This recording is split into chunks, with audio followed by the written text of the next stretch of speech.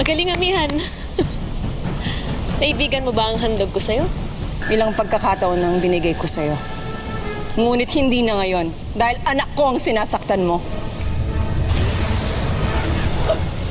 Binabawi na ng aking brilyante ang iyong hininga. Bilang kaparusahan sa ginawa mo kay Lyra.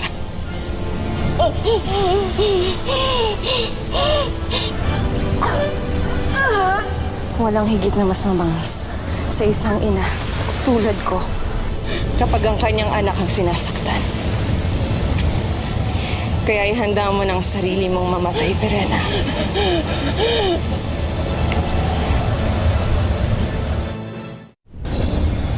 Amihan, maawa ka sa aking Reyna.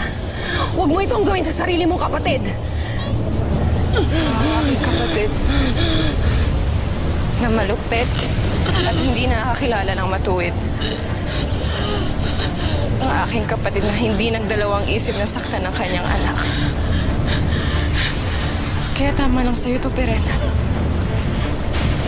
Tama lang na ipadala kita sa Devas nang matigil ng iyong kasamaan. Kung mamatay si Perena, hindi mo na makikita muli ang iyong anak na si Lyra. Ngunit kung ititigil mo ang iyong ginagawa, nangangako ako, amihan. Ako mismo ang magdadala sa'yo sa kanya. Oo, amihan.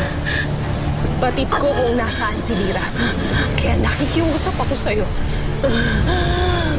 Huwag mong parusahan si Perena kung ibig mo makita ang iyong anak.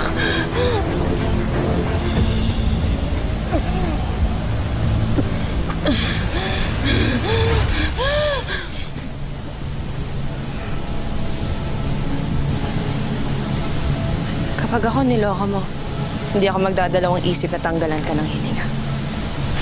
Wala akong kapangyarihang labanan ng iyong ngit-ngit, amihan.